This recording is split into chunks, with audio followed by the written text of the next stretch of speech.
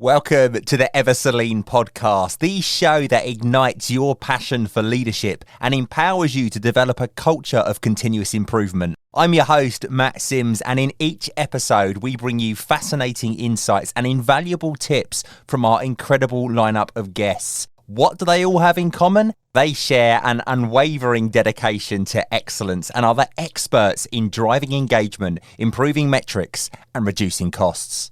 The Everselling podcast with Matt Sims. You know it makes sense.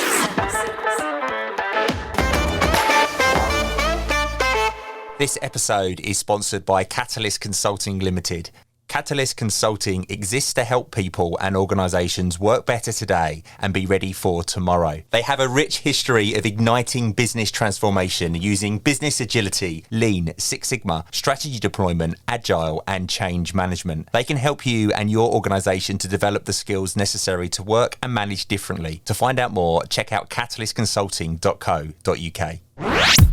Welcome along to the Everselling podcast, and it's a very special day today because I've been waiting to speak to a certain someone for so long.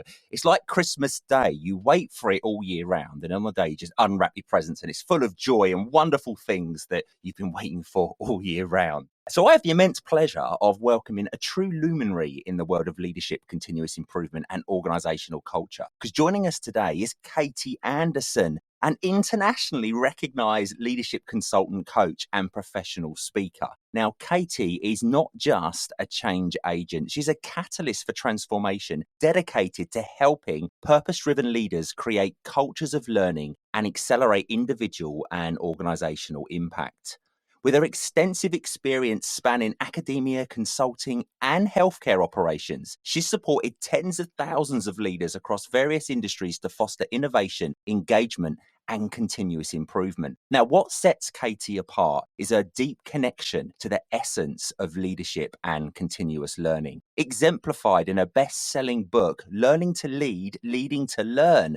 Now, this remarkable work, which has received international acclaim, including a prestigious Shingo Publication Award, is a testament to her dedication to unraveling the intricacies of leadership excellence. But it's not just about accolades. It's about the profound impact Katie has on leaders worldwide. From her immense experiences living in 7 countries to her transformative insights gained through her close work with certain Toyota leaders, Katie brings a global perspective that is both enriching and enlightening. Now, you may recognize her name, and this is likely because Katie leverages her expansive social media presence with remarkable finesse, offering unparalleled support and guidance to a vast community of followers and users, including me. Yes, I'm on there all the time watching what she does and listening to her wisdom. So today, Katie will graciously take us inside her remarkable journey, offering insights into her book, sharing pivotal moments from her career, and illuminating the path to purpose-driven leadership and continuous improvement. Katie, welcome to the show. Thank you, Matt. I, too, am very excited to be here and finally talk to each other. We've been following each other for so long, and I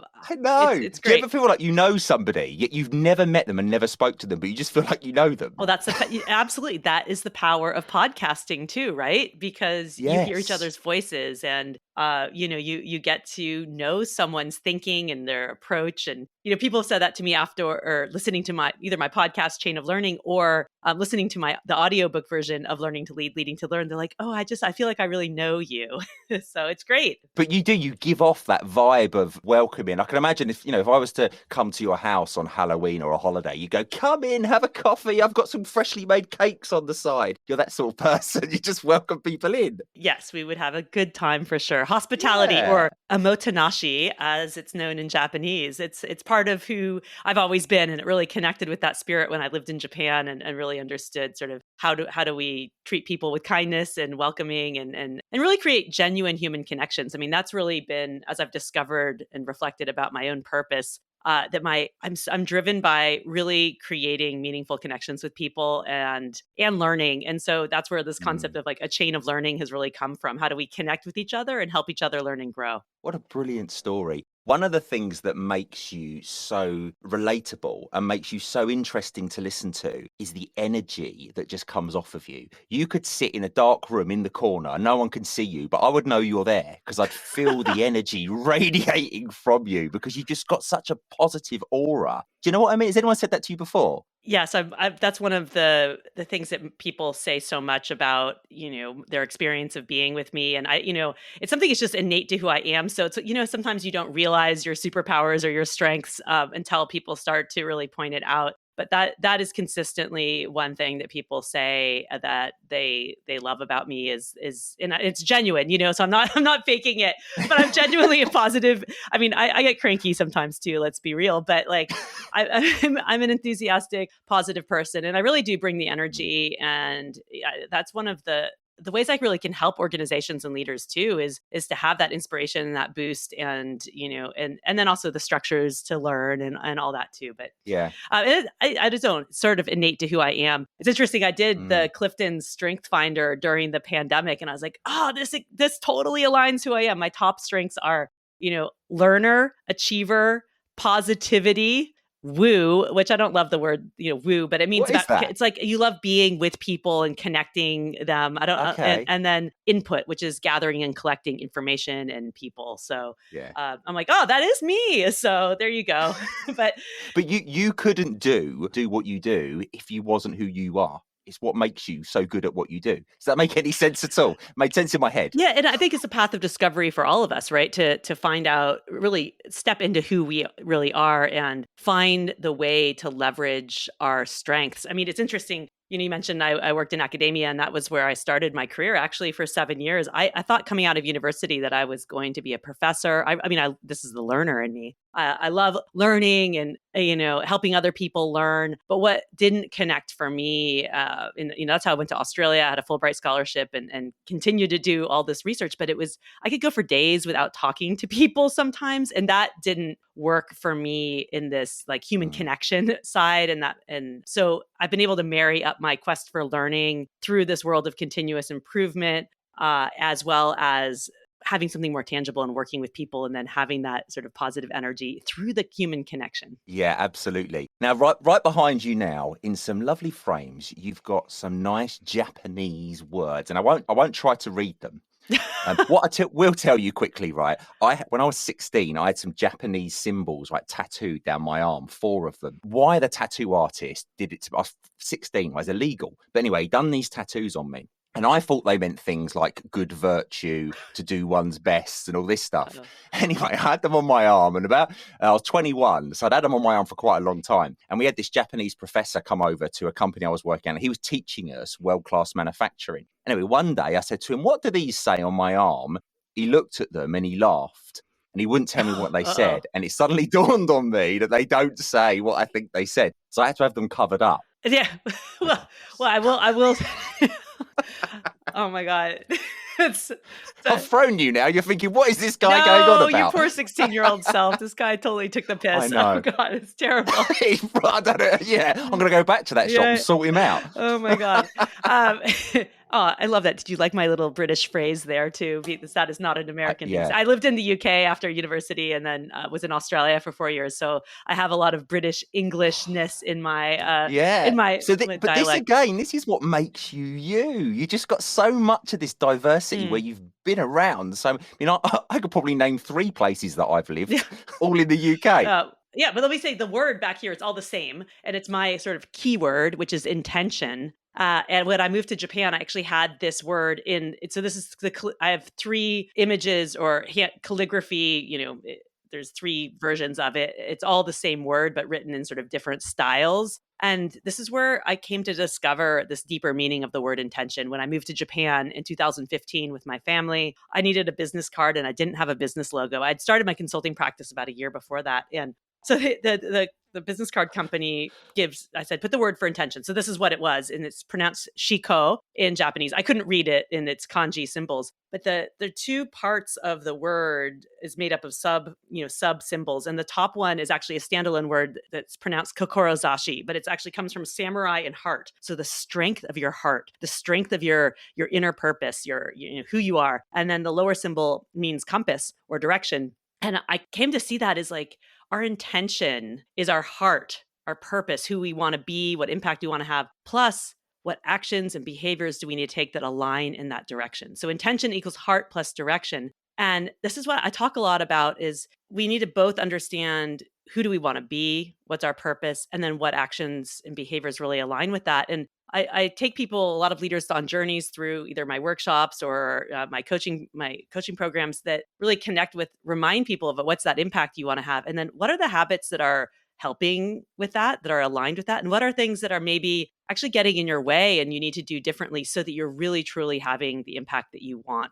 And doing that with intention. So there you go. That's my word, intention. Wow. And it's calligraphy. And yes, I don't know. You can see behind me. I'm changing my camera. I have all these Daruma dolls too, which are these Japanese figures that represent, they're like paper mache little weeble wobbles that represent the Japanese proverb, fall down 7 times, get up 8, fall down 7 times, get up 8. And the patience and perseverance it takes to achieve a goal. And I have a giant Daruma. I'm not going to stand up and get it, but I actually had it painted at the Daruma temple. So when I take people to Japan on these executive Japan study trips, we go to the Daruma temple, and I had the monks painted this word intention on my Daruma. So it is my intention is so powerful, as well as the concept of like accepting that mistakes and failures and setbacks are an inherent part of the journey towards your path towards your goals or achieving what you want to achieve. And so I think there's a lot of beauty in that whole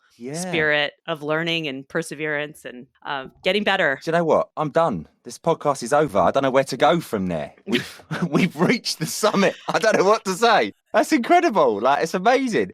Do you know, I learned calligraphy when I was at school, and I still do it now. Nice. Like, I can still, even with a biro pen, like, you don't get the nice flicks like you do a normal pen, but I love writing my name in calligraphy style. It's just something really relaxing about it. So talking of Japan then, so tell us a little bit about your relationships that you forged in Japan and how that's gone on to sort of drive the stuff that you're doing now, because there's some really key links there, isn't there? Absolutely. So I was a continuous improvement practitioner. I was a director of large, continuous improvement, lean promotion office in a healthcare organization, and then decided to start my own consulting practice. And less than a year later, my husband had the opportunity for his work for us to move to Japan. And as a continuous improvement zealot, I was really excited about this opportunity for me to go really immerse myself in the birthplace of, the Toyota production system, the Toyota way, and what we know as lean here in Western cultures. And that experience was both serendipity and transformational for my life. I saw my purpose there from a professional standpoint. I had some clients that I kept up with in the US. I mean, this is before we did a lot of remote work. This is 2015, but I had some coaching clients for some healthcare companies that I was working with. But I saw my purpose as going out and learning as much as possible. Like, I had this unique perspective and then sharing it with others. So I started writing a blog about everything I was learning and discovering, the companies I was going to visit and the leaders I was talking with. And I was so fortunate to meet Mr. Yoshino a few months before I moved to Japan when I was at a conference in the US. And he worked at Toyota for 40 years and was from the late 1960s to the early 2000s and was a really influential behind the scenes leader. Like, he would say, I wasn't like the senior executive. I'm not the president of Toyota. I said, yeah, that's fine. Actually, he's more relatable because he played key like operational excellence, organizational development roles. He helped design the training program for the NUMMI joint venture between General Motors and Toyota when they were bringing Americans over to learn the Toyota way. Yeah. He designed that program. And John Shook, who many people know in the lean space, he's written so many books and taught, he was part of the Lean Enterprise Institute and now is the chairman of the Lean Global Network. He was the first non-Japanese employee of Toyota back in the 1980s, and he reported to Mr. Yoshino. And so much of what John learned about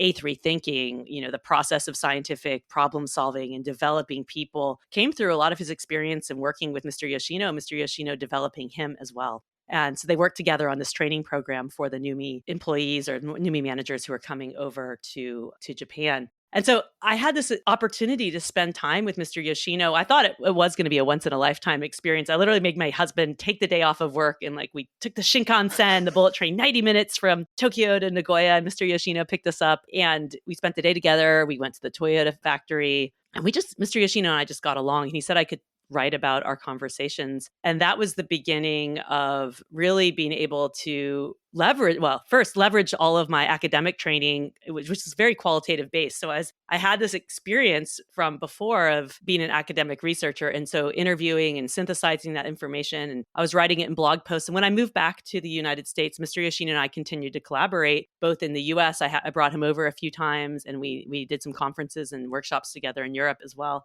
And he said, maybe we should do a booklet together. I'm like, a booklet? I feel like a booklet's like kind of small. I mean, that's a small project. Yeah, I'm like, well, it's like a handout. yeah. Well, he's like, well, maybe we put your blog posts together.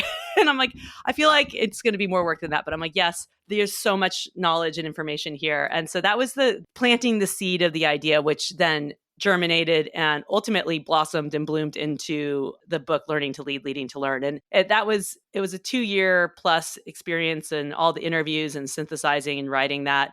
And it morphed and changed in its shape and format. And it became clear to me that his 40 years at Toyota and like the rich history and inside information he has around how Toyota too became this world-class manufacturing organization and the culture that we're all trying to emulate in our companies and organizations needed to be captured in its wholeness. And then also it's very relatable. Mr. Yoshino is just like, it's his journey of becoming a better leader and through a lot of success and a lot of failures and mistakes, which he was really honest about sharing with me. And it's really exciting that the book has now been translated into 8 languages and has received a lot of accolades.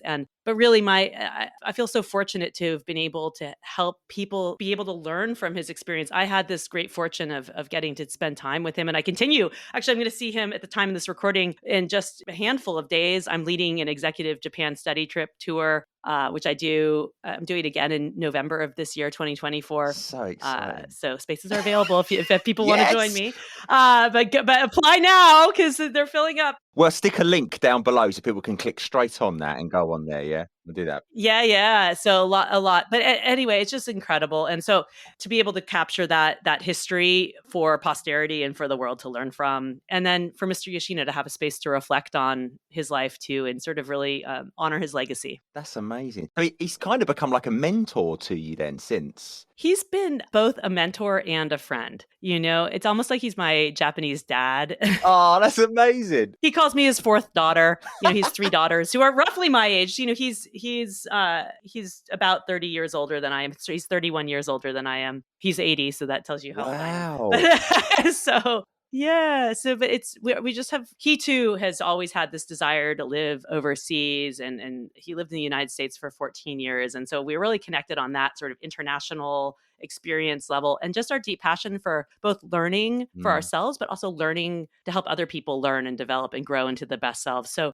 I think those fundamental parts of our purpose really united us in friendship as well. The room that I'm recording this in is now my office. It was also our guest room before the pandemic. It's our guest room still, but it's really someone my asleep office. Behind Katie now. I can see him on the floor in a sleeping bag. Yeah. But Mr. Yoshino stayed here several times, and that's amazing. That's so it's been great. Joe, I'm a firm believer that things happen for a reason, and you meet people for a reason. Don't ask me why I think that. It's just something. Every time I've met someone or something's happened in my life, it's led to a new chapter and something different. And I you met him for a reason, and your husband going to Japan as well for work. It's all happened to lead you to where you are now. I believe it's a combination, right, of opportunity, like that serendipity of things presenting themselves, and then taking that opportunity and taking action and making it something. Yeah, rolling that dice, taking that risk. And taking action on it. So yeah, it's been great. It's amazing, an amazing story. I love it. It's funny though, just thinking, my purpose feels like it's changed over the years. And I now get great satisfaction out of coaching others and guiding others and supporting others to grow and watching others then go on to achieve milestones. For me, as a leader within an organization, was one of my most favorite parts of working in that organization. Like seeing them get promoted, seeing them achieve their goals, one of the greatest feelings to have as a leader. Absolutely. I agree. And our purpose does evolve. And from the book, there's a metaphor I use to talk about purpose, which is the concept of weaving and warp and weft threads. So warp threads are those vertical threads on a loom that are put down and known at the beginning. They really don't change, and they're strong and they're kind of unbreakable. They could break, but they usually don't break. And then there's the weft threads, which are the more flexible, fluid threads that are incorporated and interwoven up and down through the warp threads, and they're discovered. It's like you pick up a different thread and incorporate it in. And it's that intersection between the known and the discovered that really creates our purpose. And so there are things about each of us that, if you think about and reflect, have always been there and really core to who you are. Like I look back and like learning and desire to go live overseas and have new experiences and positivity and connection with human people or human people connection with human people. I know. Well, What's it's the alternative? I know that was a connection with people as humans. Yes, have all been core to who I am. But then there have been things that I've learned and discovered through my life, and I think going back to your comment that you've evolved, I think that that's the same for me. Like there's earlier in our life, the things we're like learning how. This is where the concept of learning to lead and then leading to learn comes. So our purpose is more about how are we gaining knowledge for ourselves, right? And how are we getting expertise in certain things? And if you're in a leadership role, it's like, how are you actually learning how to do that? How do you, an independent contributor and then becoming a leader? But then as you get, as your fabric gets woven, it's more about how are you helping other people learn? So leading to learn, and how do you learn through those mistakes and failures and those experiences that we have actually shape our perspective and how we're showing up in our understanding of our purpose as well. So I love that metaphor of purpose being the intersection of the known and the discovered. Oh, that's a good one. I like it. Have you always had aspirations to be self-employed and to do what you do now? Or did it sort of come along as you progressed through your career? Absolutely was something that evolved. I always had aspirations for achievement and greater impact and but I was on a traditional career path. I came out of school. I mentioned earlier, I thought I was going to be a professor. I had a career pivot. Then I moved into consulting, and then when I moved back from Australia to the United States, that's when for many years, for almost a decade, was working internally in hospital and healthcare systems, which is, I actually had a background in health policy and healthcare. And that's where I started learning and practicing lean and got really passionate about that. But I was taking different steps up the career ladder that way. And I never saw myself as a business person. I mean, I trained as an academic, so starting my own business was not in my vision, but it became the right next step for me. It was about 11 years ago. And, I knew for a variety of reasons for myself that I wanted to step aside from the role I had been in. And I thought, this is where it was scary, but I was like, put my learner mindset on. I'm like, let's see what happens. I can always go back. And literally I had contracts before my, last day of work because I had such a strong network that I had built up. And then a year later we moved to Japan. And so I didn't have to give up an internal job. And then that just launched me on a whole nother level. So again, some of it's purposeful and some of it's just taking the right next step for yourself. And then also taking advantage of opportunities that present itself. And then I was really fortunate too that I had developed a very strong network of different facilitators and organizations that knew me as sort of the internal lean leader. And then they wanted to partner with me when I stepped into a more consulting and facilitator role. So I would then do facilitation work for them as part of their contracts with large healthcare systems as well. So it gave me that space, and then things went from there. Now I'm fully doing my own thing, and I love working with all different industries and different sizes of organizations because it really all goes back to that concept of intention, right? And like, how are we as human beings and as leaders showing up to really create improvement in the world and help together to make the world a better place? And so, however I can help people do that is uplifting and inspirational for me. And it's what sort of lights my fire. And then that positive energy comes through. Yeah, it does. And so, like we all need coaches in different aspects of our life. And so I've had different coaches for me, both back when I was an internal leader, or I've had coaches help grow me as a facilitator. And now I work with, partners who are like business coaches and mentors who can help me think about how I'm structuring my business as it's grown and evolved, especially since my books come out. And so it's each step along the way. But we always need help to take that next step and grow. So whatever that is for you or for me, having coaches and mentors can be really, really valuable. Raise your hand if you've heard of Toyota's Lexus water ski boat. Terrible interrupter. I mean, oh my God, I didn't mean to. Reflection is the key to learning, and we have to put that time into it. I started to count to 10 when I asked a question or when I felt my energy rising. Oh my God, we have to stop the line. 100 cars have to be repainted. The paint's like literally dripping off the cars. And I'm just still mad that you tricked me.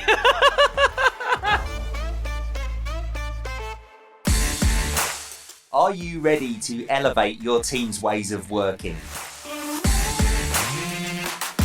Are you seeking fresh insights and growth opportunities? Our experts will assess your team's practices, providing valuable insights for improvement and celebration. Reward and recognise your team with this certification tailored specifically for creating an improvement culture. The BQF Academy accreditation acknowledges your journey, outstanding outcomes, and future plans. Whether you utilise Lean, Six Sigma, project management, or continuous improvement techniques, this certification celebrates your incredible work and positive impact. Propel your team's performance to new heights with the BQF Team Excellence Culture certification. Visit www.bqf.org.uk today and let's celebrate your success together. 13-time Shingo Prize winner Dr. Jeffrey Leiker and Toyota Kata author Mike Rother have created the Improvement Kata and Coaching Kata online course. This inexpensive, compact program is designed to transform your thinking and approach, making you a highly skilled learner and coach. Engage in deliberate practice to turbocharge your progress. You also get lifetime access to the materials, including all of the bonus interviews. Why pay up to 10 times the price elsewhere, listening to some consultant, when you can gain direct insights from the masters themselves? Skip the rest and go with the best. Join us today and embark on your journey to excellence. Just click on the link below to start your journey. That first morning that you wake up when you go self-employed and you start your own business, that first morning is like, it's really exciting, but it's also really scary all of a sudden, isn't it? It feels so real. It is.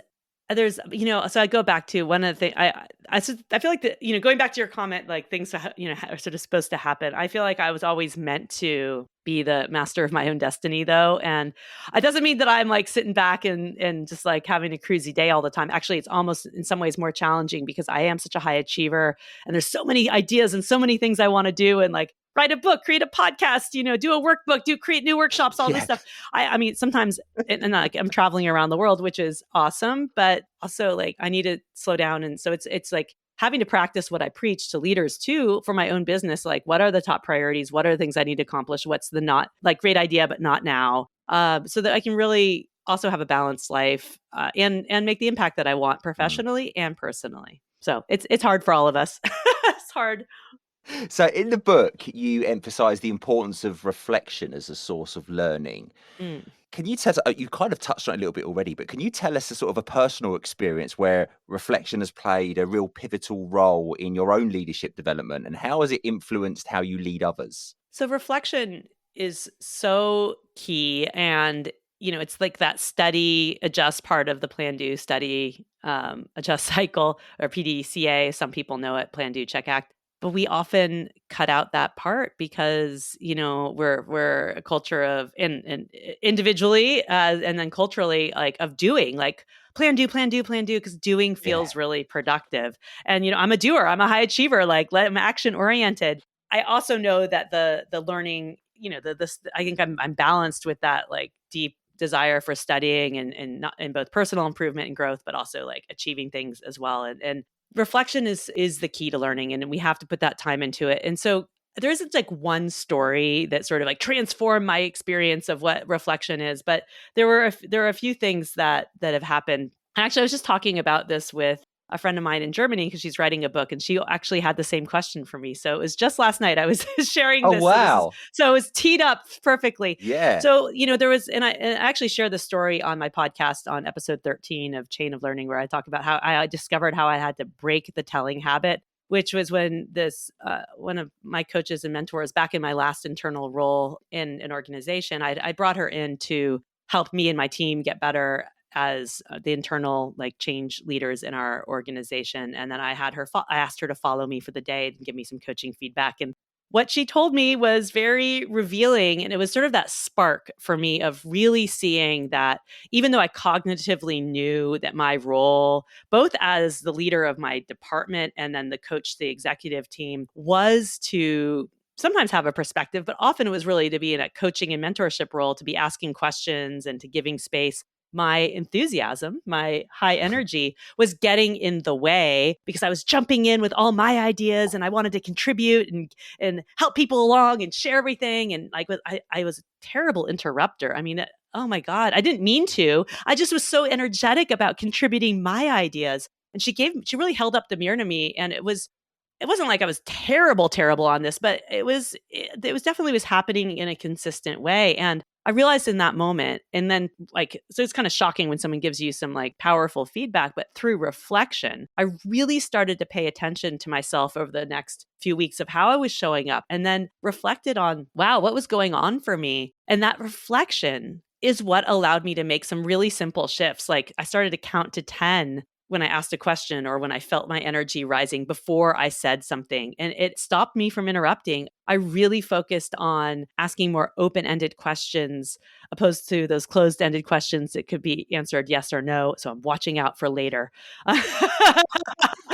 I know. Oh my God. And, so that was that reflection and giving the space to really reflect on what was going on. So often when we do reflection, it's this like cursory, like, oh, like plus delta. What was good? What was bad? It's like if we reflect also on process, we have to go deeper. And it was this, we usually focus, if we like do a quick, like, let's do a debrief or like a plus delta on how that project or that session went. We look at the outcomes and maybe some of the actions that we took that led to those outcomes.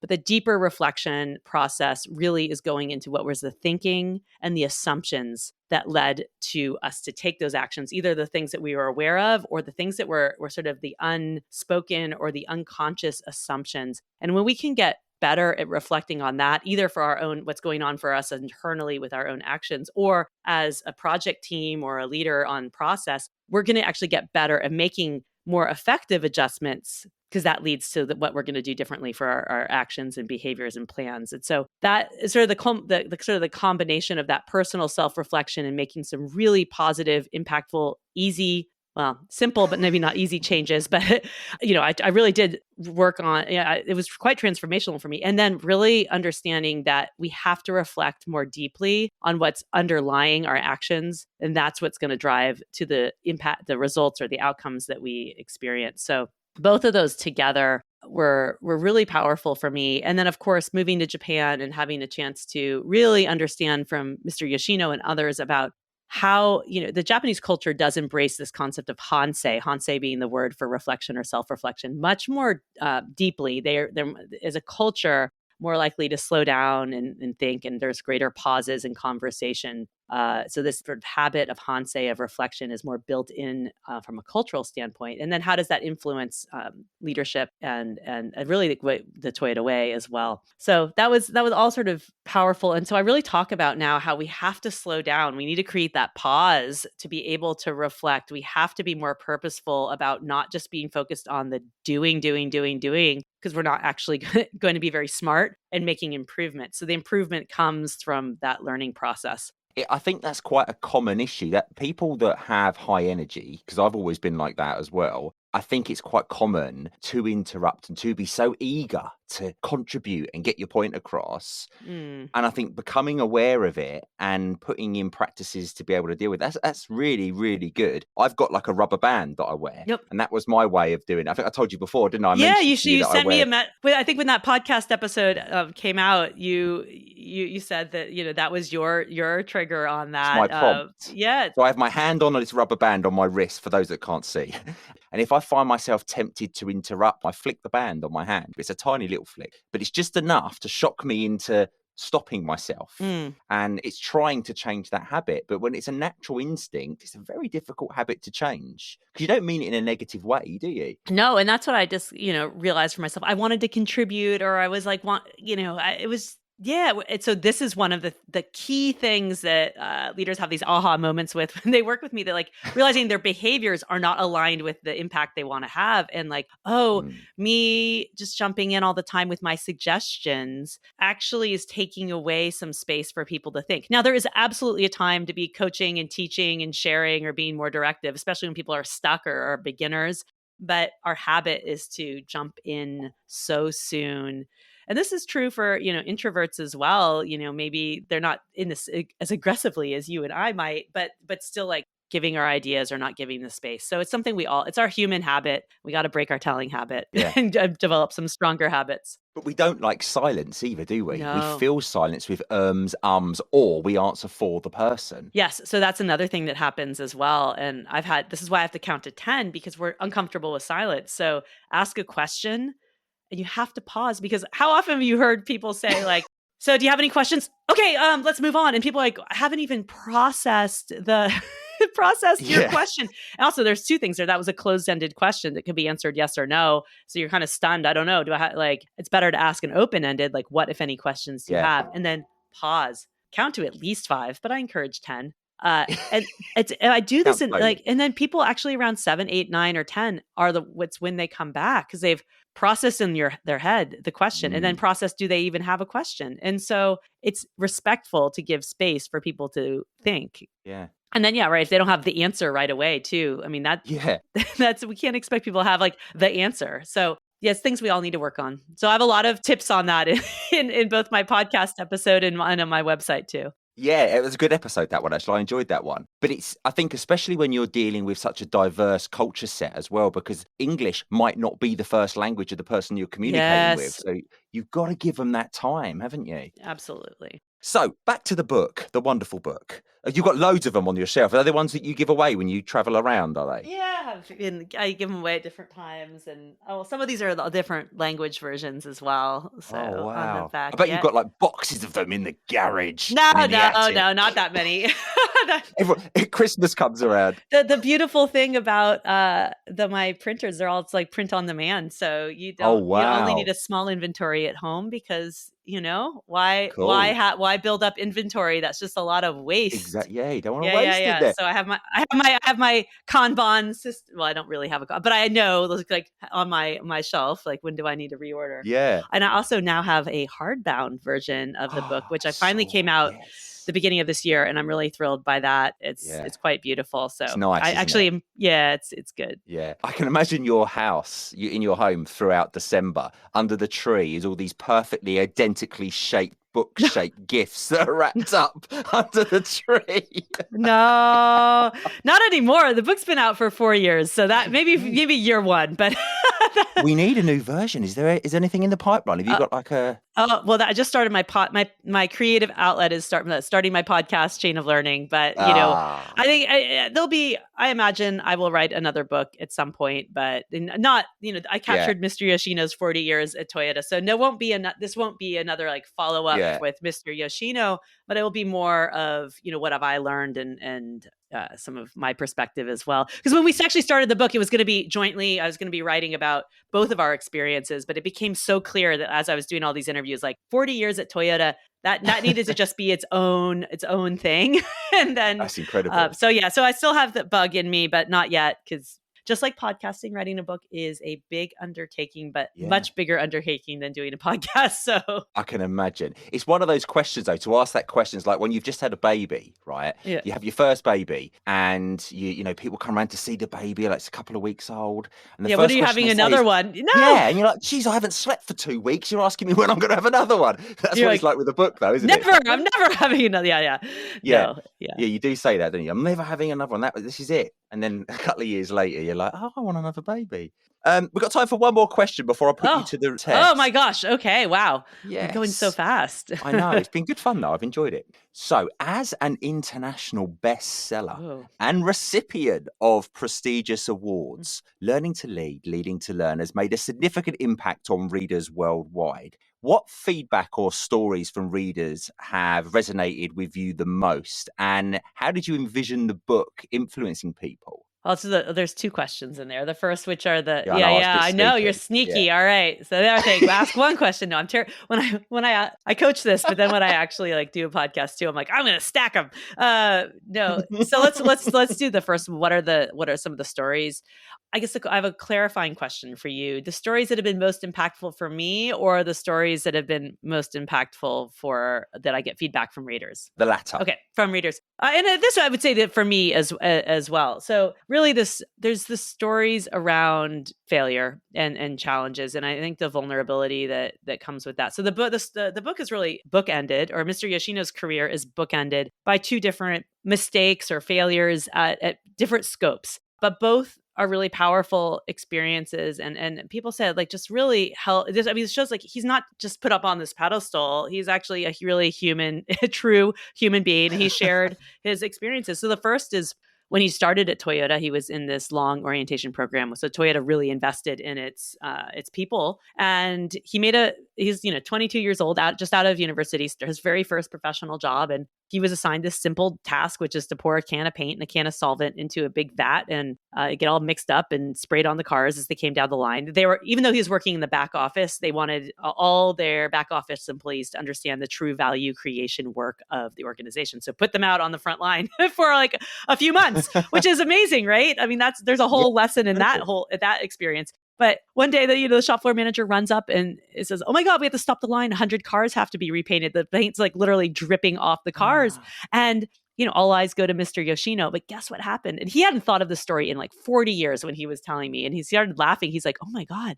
Like we really were going back in the archives. He's like, "You won't believe this, but they didn't like blame me. They walked over and said calmly, 'Tell us what happened. Show us what you did.'" And it became very clear that as he picked up the cans, that they looked nearly identical. And it'd been very easy to make that mistake for someone who didn't intuitively know the right process. And so they didn't blame him. They didn't get mad at him. And then they did something even more powerful. The manager said, "Thank you. Thank you for making that mistake, because it showed that we hadn't set up the conditions for you to be successful at work." And like, wow. So that I tell that story like in every like keynote talk, because it's so powerful. Like what a simple shift if we want to create an organization where people are bringing forward their ideas and willing to take risks, or even first we have to create the conditions for people to do their work right. But also if we're creating a culture where we're not just blaming people when there's mistakes, but welcoming and embracing them as a source of learning and improvement. Wow, that's we talk about psychological safety. That is the foundation there. And then fast forward 40 years to the end of his career. I mean, there's so many amazing stories, so you have to check out the book to read them all. But like, raise your hand if you've heard of Toyota's Lexus water ski boat. No. I mean, no one now has heard of this because it was a massive failure. It was a failed business venture, a failed innovation that Toyota led, and actually Mr. Yoshino led. It was his idea. He went out to the United States to pursue this idea for a decade, and it ultimately didn't work. And there's a whole lot of things that went wrong. And a good lesson also in trying to, how do you bring these concepts of the Toyota production system to a new cultural environment where people, had been working in a different type of, more, I guess, typical American or Western management style. But he was not blamed solely for that business failure. It cost the company over $13 million. In fact, Mr. Fujio Cho, who was then the president of all of Toyota, came up to Mr. Yoshino and said, "Thank you for trying and exploring this business venture. You made some mistakes. We made some mistakes on behalf of the corporation. But we thank you for exploring this and doing this. Thank you." And it was the end of his career. He wasn't put, in a kind of behind the scenes role. He was given actually another really interesting role for the final years of his career. And I think that really speaks to embracing, we have to be willing to have failures if we want innovation as well. Like, ideas aren't always going to work. And of course, we don't want, catastrophic things to happen, people to get harmed, injured, none of that. That's where we have to have all that mistake proofing in. But it's not just about continuous improvement of our processes, but it's also about innovation. And so those two stories together and leaders' response to failures or mistakes is so critical, and really, truly to create this culture where innovation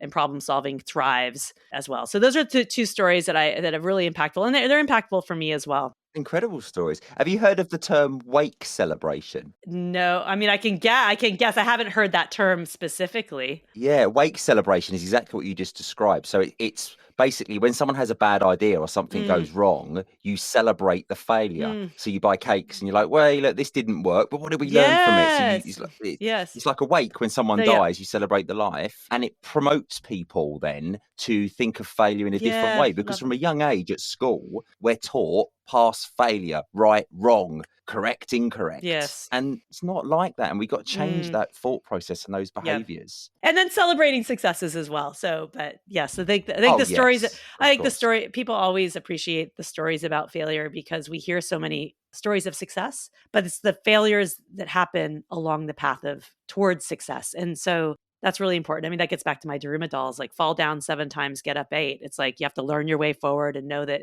mistakes and failures are part of that path towards ultimately achieving something. Fascinating. It's truly inspirational, Katie. You really are. I was nervous about meeting with you because I had this perception in my mind of what you was like, because obviously I'd followed you for so long, watched what you did and the things you say, and I've listened to your podcast. Meeting you has not disappointed at all. You're exactly what I hoped you would be. Oh, exactly. Thank you, Matt. Now I've built you up, I'm going to knock you right down. All right. I forget. All right, stay focused. So this is the part of the show where I get my revenge on you just being so good. This is the part of the show where we play the yes-no game. Now, the way this works is we'll have 60 seconds and you get to pick from 3 cards in a moment with 3 different topics in. And I will ask you random questions within that 60 seconds and do my utmost to get you to say yes or no. And your task is not to say yes or no. In 60 seconds? Okay. In 60 seconds. Okay. Right, so do you want card number 1, card number 2, or card number 3? Card number 2. Card number 2 is Japan. Okay. Now, I'll tell you into a little secret. Card number 1, 2, and 3 all had Japan in it, just because it was such a good topic for you. Tricky. It's rigged. But that makes it all the more pleasurable for me because I'm going to put your knowledge of Japan to the test. Okay. If you hear the gong, that means you said yes, no, or a variance of yes, no. By variance, I mean you said or went Okay. But yeah, I've had people do that as well. And we've had a row and it's been really awkward and I don't want that to happen this time. Oh, okay. Get us. Right, here we go. We're going with card number 2, which is the same as all of them. Right, it's the moment that Katie's joined for. She's been looking forward to this for about a year. It's the yes-no game. It's Katie's time about Japan. Katie, have you ever tried sushi? I enjoy sushi, but I have learned that I don't always enjoy sushi in Japan because there is a lot more raw things. Oh, okay. What's your favorite Japanese dish? So many, but I will say yakiniku. How do you spell Japan? Well, it depends if you're spelling it in Japanese or in English. English. Japan. Did you say N? Did I say N? Yes. What? I don't... No. You said, did I say N? Yes. Oh, you're terrible. I caught you. It was a trick. Oh, you're so tricky. Oh, you're so sad. Don't worry, you did quite well. You lasted 35 seconds. Okay. Oh, you're mean. You're mean. That was a clarifying question. Okay. I had some great questions coming up as well. I was Okay. going to ask you, in what famous movie would you find Mr Miyagi? Oh, wax on, wax off. Yeah. Yes, Kata. Yeah. Yes, great movie. Yeah, Karate Kid. Listen, Katie, you've been an absolute pleasure to speak to. I'm so grateful for you giving up some of your time. And I think so many people are going to resonate with the stories you've told because people will be like, yes, that's me.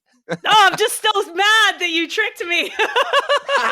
You'll get over it. Don't worry. I've caught out some of the best minds in the world. It's the only thing that makes me feel good about myself. I was feeling sad for you. I'm like, I did say N.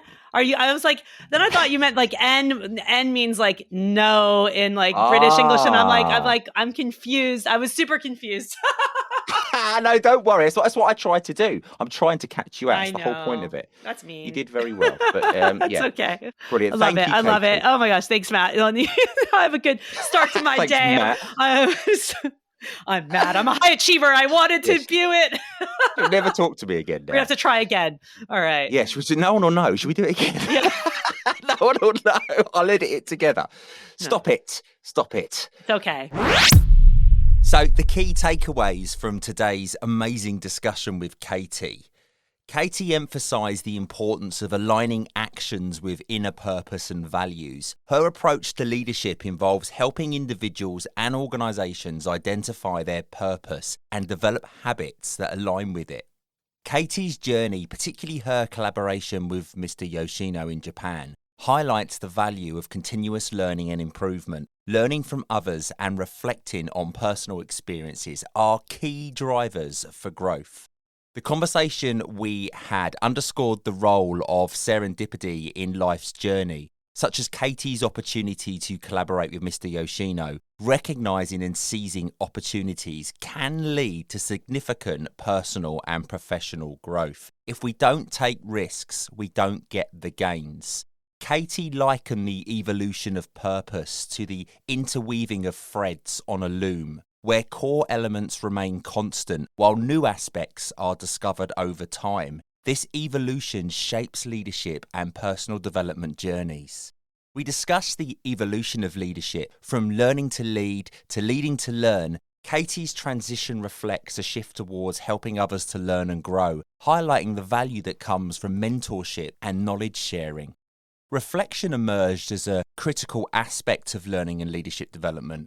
Katie shared how reflection led to transformative shifts in her leadership style, emphasizing the importance of deep introspection. Seeking feedback, even when hard to hear, is so important in our own development. Katie told a great story of how she obtained feedback and challenged herself in terms of interrupting habitual habits, such as filling silence, counting to 10 and waiting. Strategies like that serve as a reminder to pause, allowing space for reflection and dialogue, especially when you're working in diverse environments where English or your language might not be the first language of the person that you're communicating with.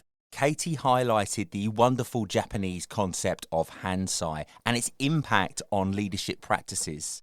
The contrast between Eastern and Western approaches underscores the importance of cultural awareness in leadership.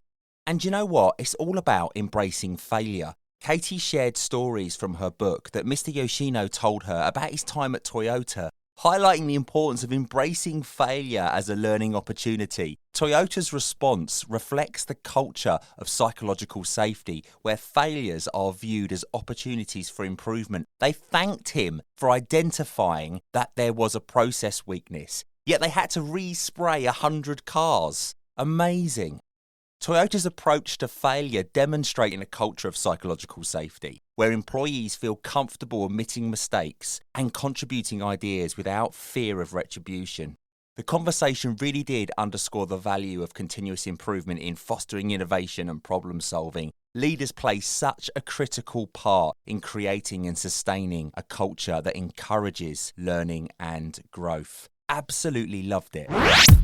That brings us to an end of this episode of the Ever Celine podcast. Thank you so much to Katie for joining us today, giving us such valuable insights into her learning, her experiences, her thought process, and her wonderful book, Learning to Lead, Leading to Learn, which you can buy right now. The link is down below. Get yourself a copy. It's a really, really good read and really will help you in your own personal and professional life.